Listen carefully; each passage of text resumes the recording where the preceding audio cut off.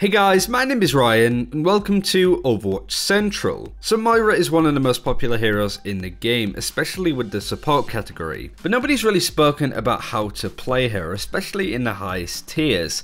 Her usage in the Overwatch League hasn't been stellar, only really used in triple or quad tank lineups really, and we basically know how that lineup plays out. But over time we're now starting to see Moira enter a few more compositions and a few more styles, and I really want to highlight those both in the Overwatch League and also in career contenders, where I feel that the Koreans are making complete use out of this hero and really showing the lengths that she can be played at. So today we're going to be going over some clips of some pretty amazing Moira play and how she's been made effective. And I actually do want to start in the Overwatch League before I head over to Contenders Korea, before I look at the teams like X6 Gaming and Element Mystic that are almost one-tricking Moira in some situations. And there is a solid reason as to why, and it also explains why in Stage 3 of the Overwatch League we're going to see a hell of a lot more Moira as well because of it. So the footage that we have in the background here is the Florida Mayhem versus Dallas Fuel, and already Zuppe's been brought up playing the Moira. But the reason why Moira has been played here instead of Zenyatta is that Zenyatta is very susceptible to being dived here.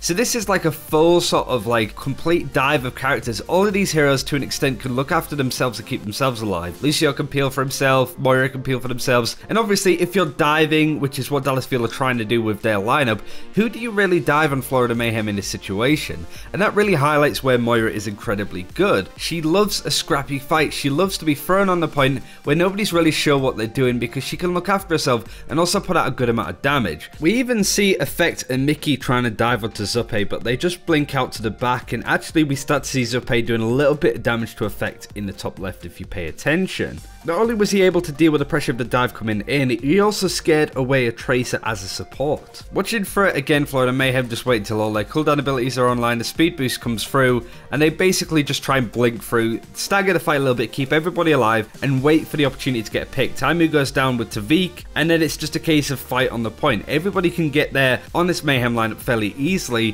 which is something that Zenyatta or Ana couldn't do in this similar sort of situation. You wouldn't typically play Moira in a dive like this, but on a 2CP map, you just want to basically go, everybody get on the point, I've got this, I can keep everybody up. And that's exactly where Moira wants to be used. I feel like selling her a little bit short for quad or triple tank lineups is just not fair for this hero. She has good utility. The other thing I feel that she's lacking is the likes of a Sound Barrier or a Transcendence Ultimate that can stop a Dragon Blade coming in. But when you have a Lucio on your lineup already with Zebasai, you might as well. You don't need to be any more aggressive. You just need to take the objective and take the point and try and get a pick to begin with. It doesn't translate well onto the second point as we're sort of seeing, but she's a great support for being able to push onto a point quickly, get in the first ultimate in a fight, and trying to use good advantage of it. So now I want to highlight this game from Contenders Korea between X6 Gaming and Meta Athena. X6 Gaming of course is Architect, who is coming over to the Overwatch League fairly soon, but I really want to highlight the perspective of Bebe or Bebe. I haven't quite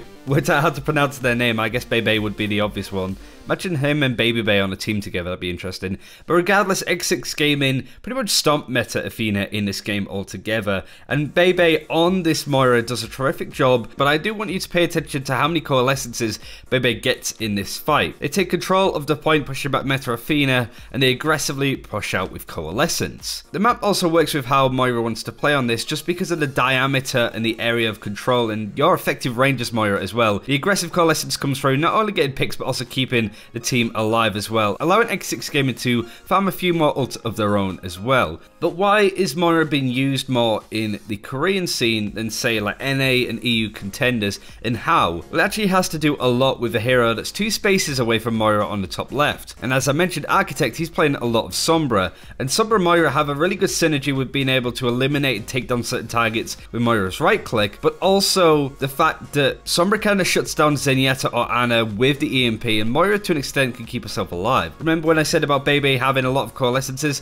Well, he has another one in this fight. I'll be sure to show how long it actually took with a timer on screen, but Bebe's liberally getting these coalescences and using them aggressively. But this is the part that I want to highlight, and watch how Bebe actually generates another ult in quick succession. Doesn't actually get to use it because the fight is already done with, spoiler alert. But watch Bebe here, the damage orb comes through, coalescence are just burning for everybody. It's Transcendence goes up, so it kind of effectively balances itself out, so just backing up. And the amount of damage and healing that coalescence does isn't stronger the closer that you are, so you can heal targets or damage targets from a strong range here as well. But Bebe, 42% on the ultimate already, considering that they just used it, being able to sort of heal up and be aggressive. But you're seeing Bebe in the top right as well with the kill feed, actually using damage orbs. Does go out in the fight against Chris on the Lucio, but 71% on an ultimate charge for Moira is crazy considering the healing output and damage output as well that we're seeing from Bebe. The aggressiveness on this hero really shows how effective and strong this hero can be. So let's take a closer look at how Bebe actually got that coalescence so quickly, or generated it so quickly.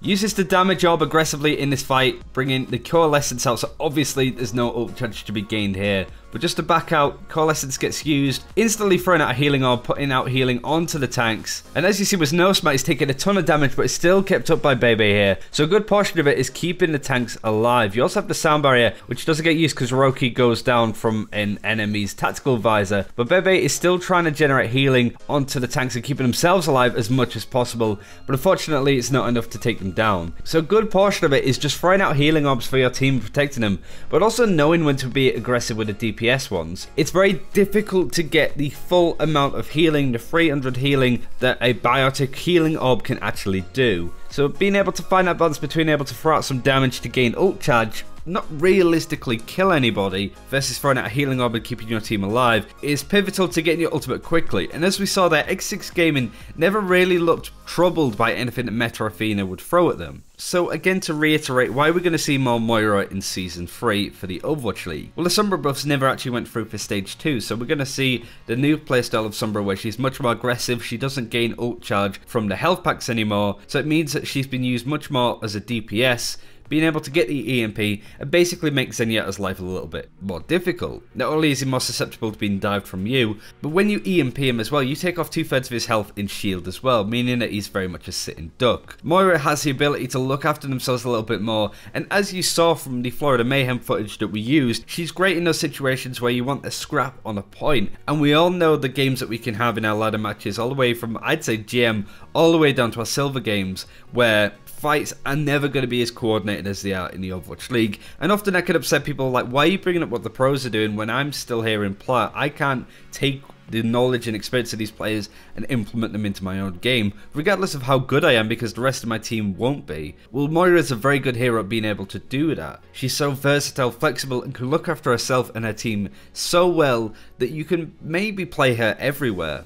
And I do think because of the Sombra coming in a way that she can be used very aggressively, and some teams will flock to that a lot more than others, that Moira will become more of a staple support in those situations on certain maps where she can get out a ton of healing, where her effective range and her fights are going to be up close and personal, and she can get out coalescences like they're just nothing, to use them so liberally. But that's a complete breakdown to where Moira is going to be in the future, how the pros are playing her. The Koreans especially play her so aggressively. I would recommend watching Overwatch Korea Contenders because it's just so good to watch this support being used this way. So thanks for watching. Hopefully you enjoyed this breakdown and analysis, I suppose, of how Moira is being played. Let me know if you'd like to see more over any other heroes in the game. Let me know. And until next time, take care. We'll see you then.